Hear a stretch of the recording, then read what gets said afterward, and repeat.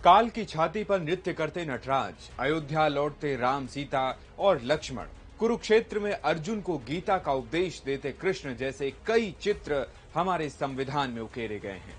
ये दुनिया का अकेला चित्रों वाला संविधान है। 75वें गणतंत्र दिवस के मौके पर जानेंगे संविधान की मूल कॉपी में मौजूद 22 चित्रों की कहानी भास्कर एक्सप्लेनर में। प्रधानमंत्री जवाहरलाल नेहरू के कहने पर शांति निकेतन के प्रसिद्ध चित्रकार नंदलाल बोस ने अपने छात्रों के साथ 4 साल में 22 चित्रों और बॉर्डर से संविधान को सजाया था, जिसके लिए उन्हें 21,000 रुपए मेहनताना दिया गया।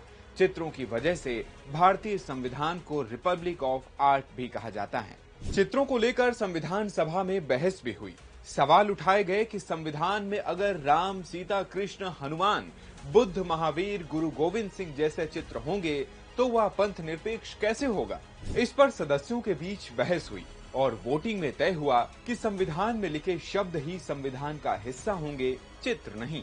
शुरुआत होती है संविधान के कवर से। संविधान की मूल अंग्रेजी कॉपी के कवर को सुनहरे रंग के शतदल कमल और दूसरे फूलों के साथ अजंता की भित्ति चित्र शैली में सजाया गया है। इसके बीचों बीच अशोक चिन्ह के साथ कॉन्स्टिट्यूशन ऑफ इंडिया लिखा है।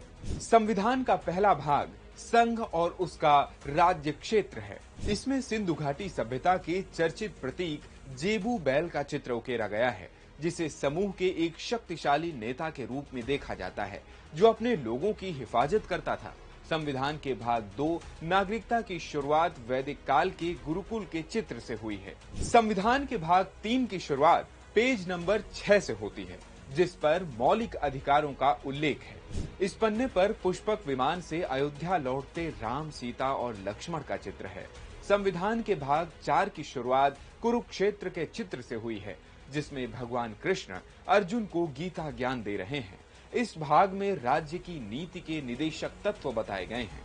संविधान के 5वें भाग, जिसका नाम संघ है, उसकी शुरुआत गौतम बुद्ध से हुई है। वो लोगों को ज्ञान देते दिख रहे हैं। संविधान के भाग 6 की शुरुआत में 24वें जैन तीर्थंकर महावीर हैं। इस भाग का नाम है राज्य। संविधान में सम्राट अशोक का चित्र भी है, जिसमें वो भिक्षुओं के साथ बौद्ध धर्म का प्रचार प्रसार करते दिख रहे हैं। यहाँ से संविधान के भाग 7 की शुरुआत होती है। भाग 8 की शुरुआत हनुमान के चित्र से हुई, जिसमें वो सीता की तलाश में उड़ते हुए लंका जा रहे हैं। भाग 9 में राजा विक्रमादित्य का चित्र है, जिसमें वो सिंहासन 32 पर बैठे दिख रहे हैं। प्राचीन नालंदा विश्वविद्यालय के चित्र के साथ संविधान के 10वें भाग की शुरुआत होती है। इस भाग का नाम अनुसूचित और जनजाति क्षेत्र है। 11वें भाग में राजा भरत का चित्र है, जिनके नाम से देश का नाम भारत पड़ा। ये उड़िया शैली की एक कलाकृति है। इसमें राजा भरत घोड़े के साथ खड़े हैं। पेज नंबर 113 यानी भाग 12 पर काल की छाती पर पैर रखकर नटराज नृत्य कर रहे हैं।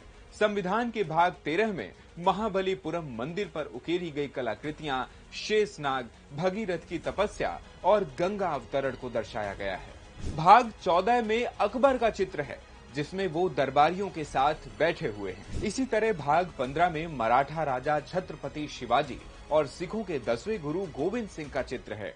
भाग 16 में रानी लक्ष्मीबाई और टीपू सुल्तान का चित्र बनाया गया है, जो पेज नंबर 144 पर है। संविधान में इस पेज के आगे से ब्रिटिश काल शुरू होता है और भाग 17 में महात्मा गांधी का चित्र है, जिसमें वो दांडी मार्च कर रहे हैं। अगले भाग में नोआखली के दंगे शांत कराते हुए महात्मा गांधी दिखाई पड़ते हैं, जिसमें एक महिला गांधी जी को तिलक लगा रही है और कुछ मुस्लिम पुरुष हाथ जोड़कर खड़े हैं।